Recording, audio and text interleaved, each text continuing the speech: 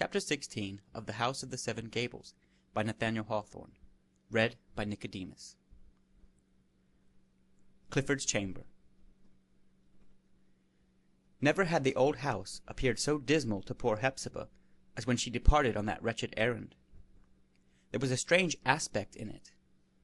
As she trode along the foot-worn passages, and opened one crazy door after another, and ascended the creaking staircase, she gazed wistfully and fearfully around.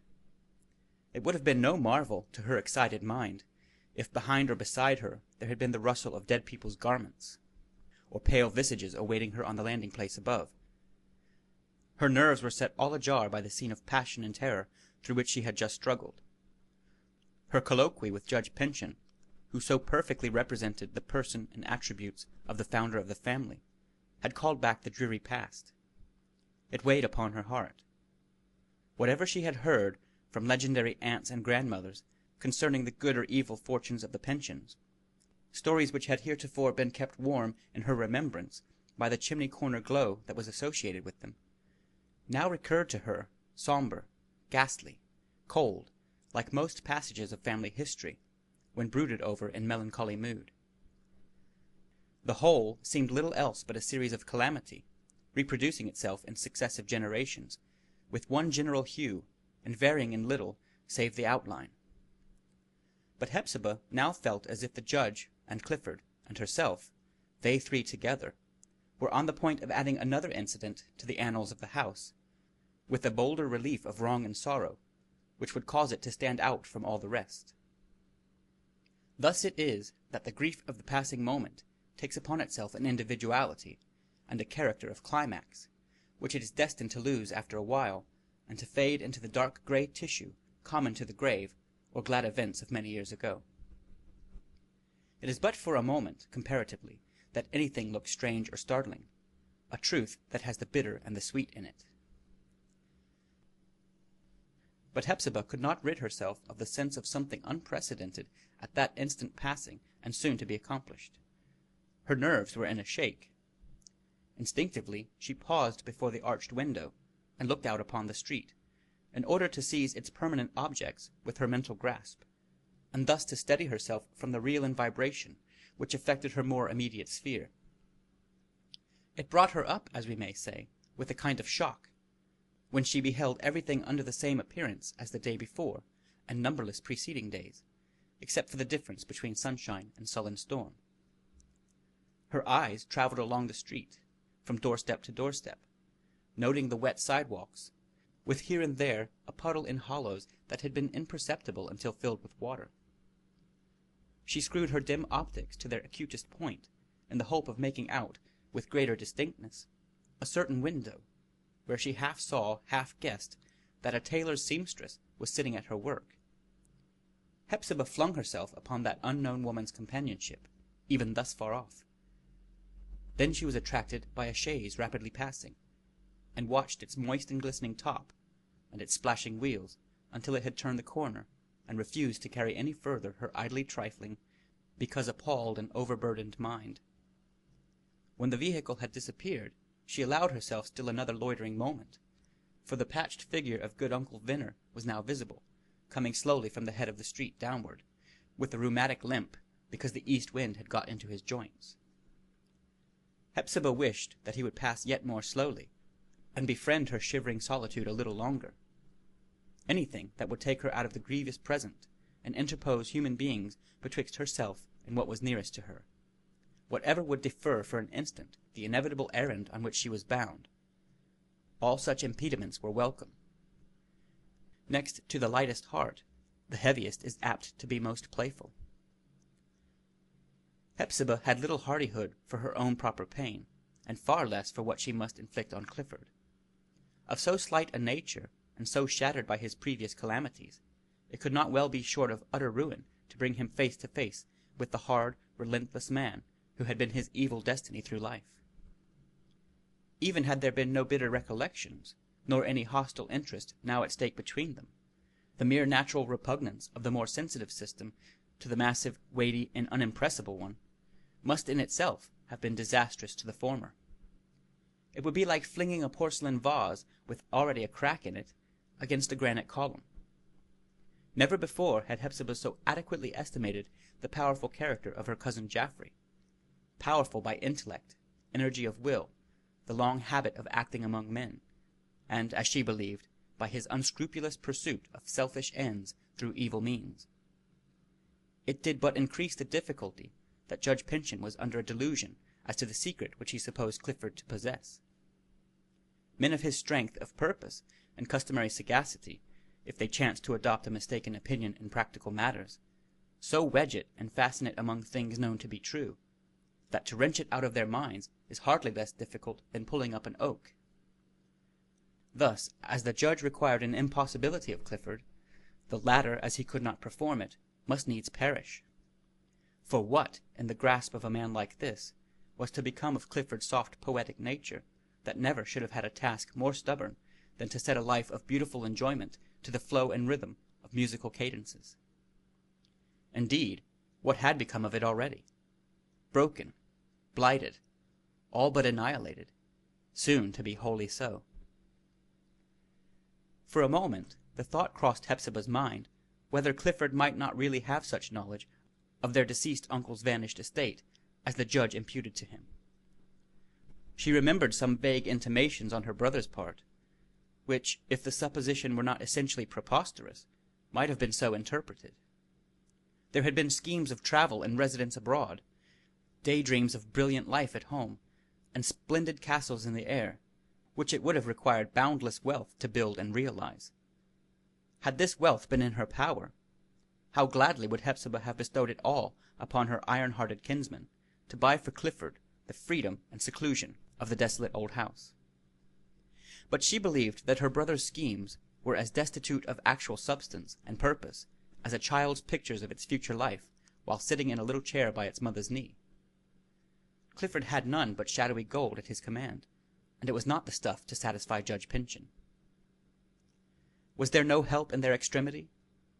It seemed strange that there should be none, with a city round about her. It would be so easy to throw up the window and send forth a shriek, at the strange agony of which everybody would come hastening to the rescue, well understanding it to be the cry of a human soul, at some dreadful crisis. But how wild, how almost laughable, the fatality, and yet how continually it comes to pass, thought Hepzibah, in this dull delirium of a world, that whosoever, and with however kindly a purpose, should come to help, they would be sure to help the strongest side. Might and wrong combined, like iron magnetized, are endowed with irresistible attraction. There would be Judge Pyncheon, a person eminent in the public view, of high station and great wealth, a philanthropist, a member of Congress and of the Church, and intimately associated with whatever else bestows good name. So imposing in these advantageous lights that Hepzibah herself could hardly help shrinking from her own conclusions as to his hollow integrity. The judge on one side, and who on the other? The guilty Clifford? Once a byword, now an indistinctly remembered ignominy. Nevertheless, in spite of this perception that the judge would draw all human aid to his own behalf, Hepzibah was so unaccustomed to act for herself that the least word of counsel would have swayed her to any mode of action. Little Phoebe Pyncheon would at once have lighted up the whole scene, if not by any available suggestion, yet simply by the warm vivacity of her character. The idea of the artist occurred to Hepzibah. Young and unknown, mere vagrant adventurer as he was, she had been conscious of a force in Holgrave which might well adapt him to be the champion of a crisis. With this thought in her mind, she unbolted a door, cobwebbed and long disused, but which had served as a former medium of communication between her own part of the house and the gable where the wandering daguerreotypist had now established his temporary home. He was not there. A book, face downward, on the table, a roll of manuscript, a half-written sheet, a newspaper, some tools of his present occupation, and several rejected daguerreotypes, conveyed an impression as if he were close at hand. But at this period of the day, as Hepzibah might have anticipated, the artist was at his public rooms. With an impulse of idle curiosity that flickered among her heavy thoughts, she looked at one of the daguerreotypes, and beheld Judge Pyncheon frowning at her. Fate stared her in the face. She turned back from her fruitless quest with a heart-sinking sense of disappointment. In all her years of seclusion, she had never felt, as now, what it was to be alone. It seemed as if the house stood in a desert, or by some spell was made invisible to those who dwelt around, or passed beside it, so that any mode of misfortune, miserable accident, or crime might happen in it, without the possibility of aid. In her grief and wounded pride, Hepzibah had spent her life in divesting herself of friends. She had wilfully cast off the support which God has ordained his creatures to need from one another, and it was now her punishment, that Clifford and herself would fall the easier victims to their kindred enemy. Returning to the arched window, she lifted her eyes, scowling poor dim-sighted Hepzibah in the face of heaven, and strove hard to send up a prayer through the dense gray pavement of clouds. Those mists had gathered, as if to symbolize a great brooding mass of human trouble, doubt, confusion, and chill indifference between earth and the better regions. Her faith was too weak, the prayer too heavy to be thus uplifted. It fell back, a lump of lead, upon her heart. It smote her with the wretched conviction that Providence intermeddled not in these petty wrongs of one individual to his fellow, nor had any balm for these little agonies of a solitary soul, but shed its justice and its mercy in a broad sun-like sweep over half the universe at once. Its vastness made it nothing. But Hepzibah did not see that just as there comes a warm sunbeam into every cottage window, so comes a love beam of God's care and pity for every separate need. At last, finding no other pretext for deferring the torture that she was to inflict on Clifford, her reluctance to which was the true cause of her loitering at the window, her search for the artist, and even her abortive prayer, dreading also to hear the stern voice of Judge Pyncheon from below stairs chiding her delay, she crept slowly, a pale grief-stricken figure, a dismal shape of woman, with almost torpid limbs, slowly to her brother's door, and knocked. There was no reply. And how should there have been? Her hand, tremulous with the shrinking purpose which directed it, had smitten so feebly against the door that the sound could hardly have gone inward. She knocked again. Still no response. Nor was it to be wondered at. She had struck with the entire force of her heart's vibration, communicating by some subtle magnetism her own terror to the summons. Clifford would turn his face to the pillow and cover his head beneath the bedclothes like a startled child at midnight. She knocked a third time, 3 regular strokes, gentle but perfectly distinct, and with meaning in them. For modulate it with what cautious art we will, the hand cannot help playing some tune of what we feel upon the senseless wood. Clifford returned no answer.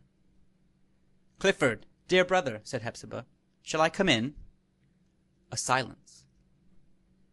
2 or 3 times, and more, Hepzibah repeated his name, without result, till, thinking her brother's sleep unwontedly profound, she undid the door, and entering, found the chamber vacant. How could he have come forth, and when, without her knowledge? Was it possible that, in spite of the stormy day, and worn out with the irksomeness within doors, he had betaken himself to his customary haunt in the garden, and was now shivering under the cheerless shelter of the summer-house? She hastily threw up a window, thrust forth her turbaned head and the half of her gaunt figure, and searched the whole garden through, as completely as her dim vision would allow. She could see the interior of the summer-house, and its circular seat, kept moist by the droppings of the roof. It had no occupant. Clifford was not thereabouts, unless, indeed, he had crept for concealment, as for a moment Hepzibah fancied might be the case, into a great wet mass of tangled and broad-leaved shadow, where the squash vines were clambering tumultuously upon an old wooden framework, set casually aslant against the fence. This could not be, however.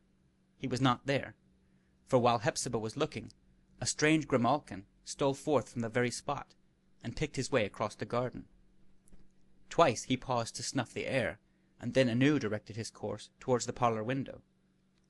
Whether it was only on account of the stealthy, prying manner common to the race, or that this cat seemed to have more than ordinary mischief in his thoughts, the old gentlewoman, in spite of her much perplexity, felt an impulse to drive the animal away, and accordingly flung down a window stick.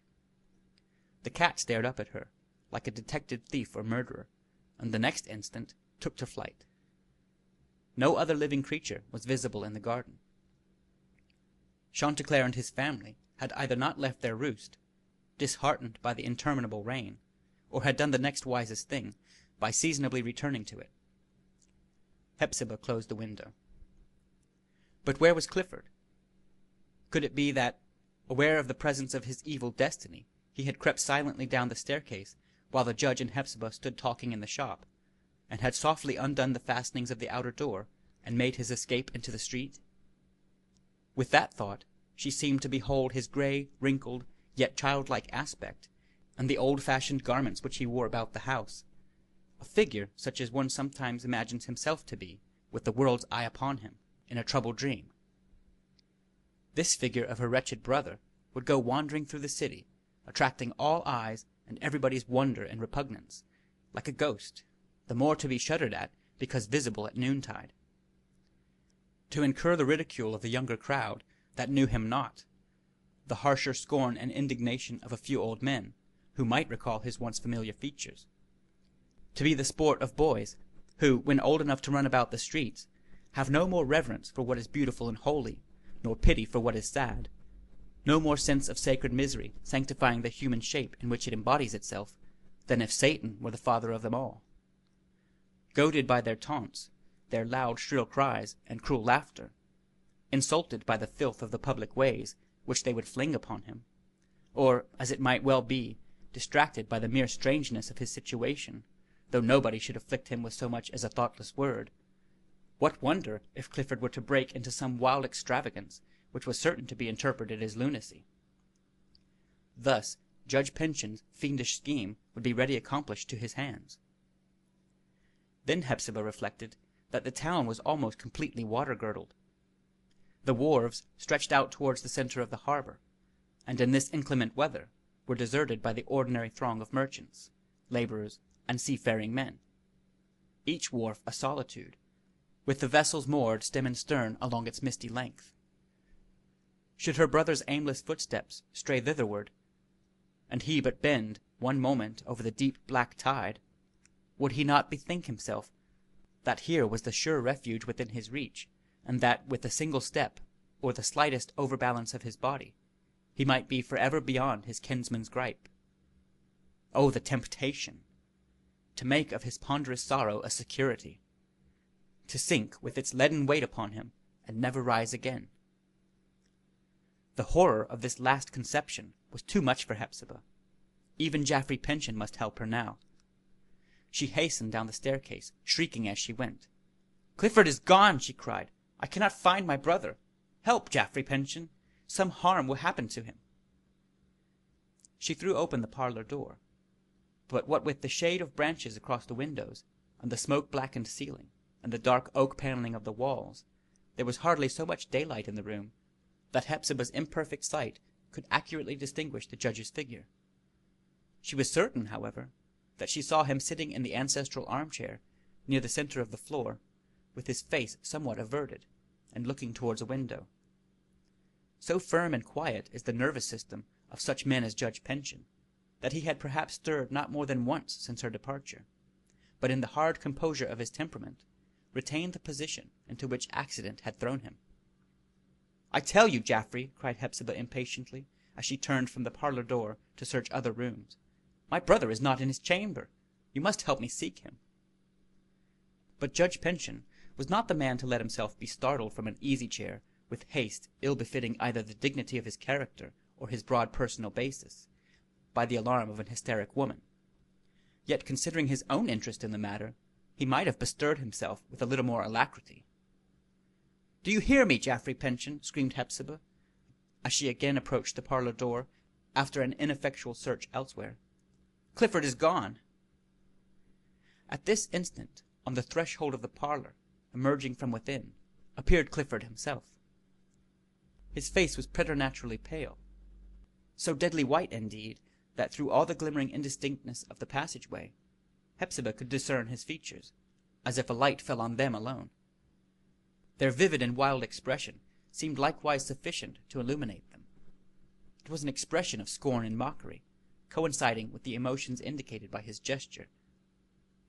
As Clifford stood on the threshold, partly turning back, he pointed his finger within the parlor, and shook it slowly as though he would have summoned, not Hepzibah alone, but the whole world, to gaze at some object inconceivably ridiculous.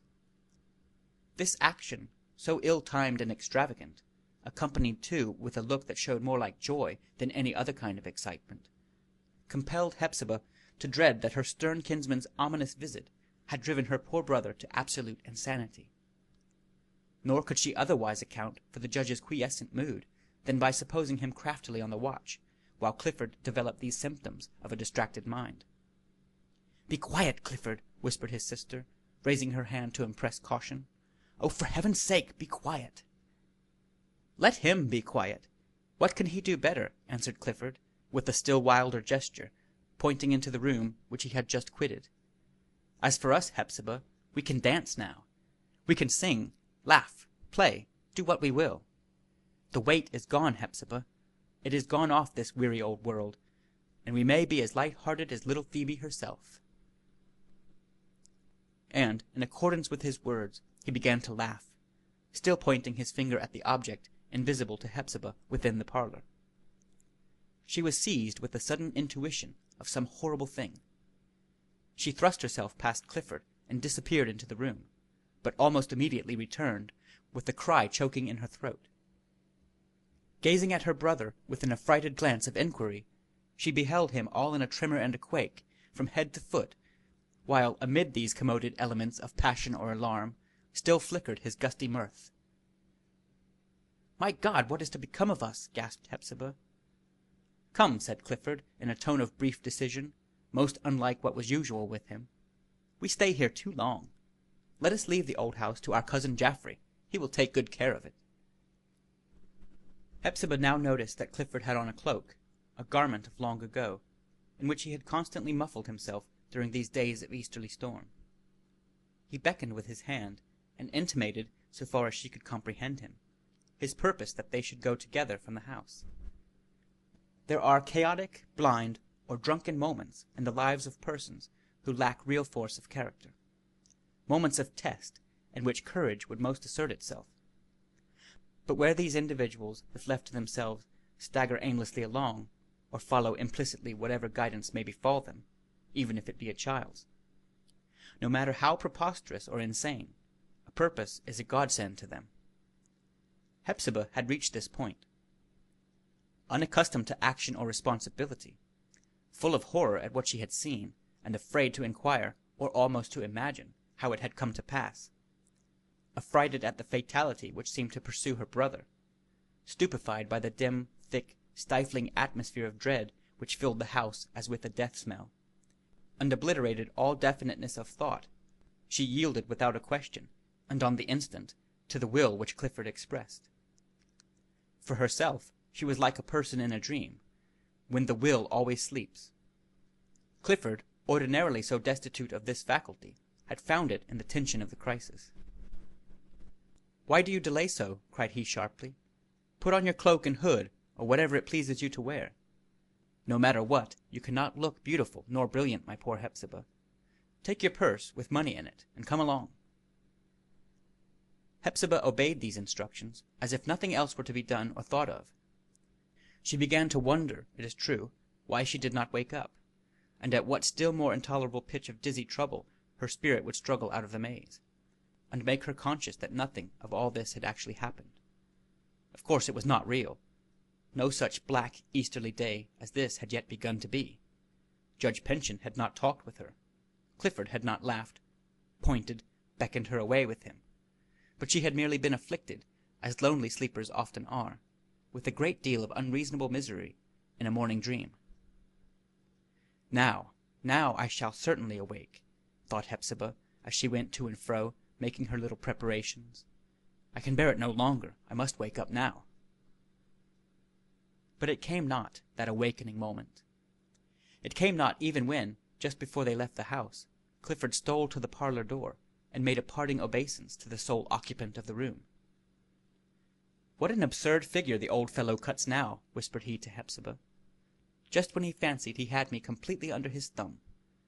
Come, come, make haste, or he will start up, like Giant Despair, in pursuit of Christian and Hopeful, and catch us yet." As they passed into the street, Clifford directed Hepzibah's attention to something on one of the posts of the front door.